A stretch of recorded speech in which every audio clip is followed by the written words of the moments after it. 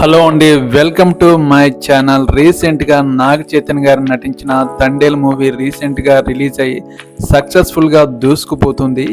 ఈ Thandel movie true స్టోరీకి ఇన్స్పిరేషన్గా లవ్ స్టోరీని యాడ్ చేసి ఈ సినిమా చందు మొండేటి తీయడం జరిగింది.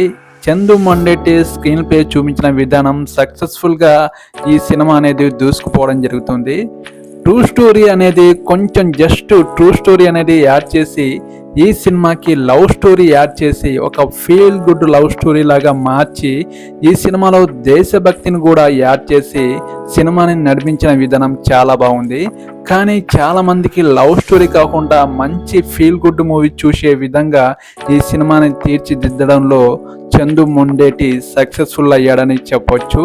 ఈ సినిమాలో ఉన్న సాంగ్స్ 2-3 సాంగ్స్ మాత్రం సూపర్ బ్లాక్ బాస్టర్ హిట్ అయ్యాయి. ఈ సాంగ్స్ వల్లే సినిమా అనేది సక్సెస్ఫుల్గా దూసుకుపోతుంది. బుజ్జి తల్లి అనే సాంగ్, హైలస్ అనే సాంగ్ ఈ సినిమాకి మెయిన్ సూపర్ హిట్ సాంగ్స్ అని చెప్పొచ్చు. ఈ సినిమాలో నాగ చైతన్య గారి యాక్టింగ్ సూపర్బ్.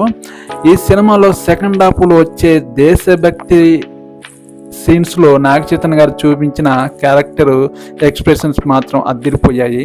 చాలామందికి ఈ సినిమా కొంతమందికి నచ్చకపోవచ్చు, కానీ లవ్ సినిమాలు ఇష్టపడే వాళ్ళకి ఈ సినిమా అనేది బాగా నచ్చుతుంది.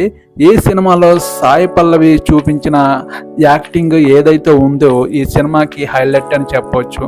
ఈ సినిమా ప్రధానంగా బ్లాక్ బాస్టర్ హిట్ అవ్వడానికి మెయిన్గా సాయి పల్లవి గారి చేసిన యాక్టింగ్ చూపించిన ఈ ఎక్స్ప్రెషన్ ఈ సినిమాకి హైలైట్. నాగ చైతన్య గారు ఒక చేపల వేటగాడిగా, తండేడు టీమ్ లీడర్కి ఒక లీడర్గా వహించి గుజరాత్లో ఉండే పని కోసం మన నాగ చైతన్య గారు అక్కడికి వెళ్ళడం జరుగుతుంది. అక్కడ చేపల వేటలో సముద్రంలో తిరుగుతూ పాకిస్తాన్ బోర్డర్ దాటడం జరుగుతుంది.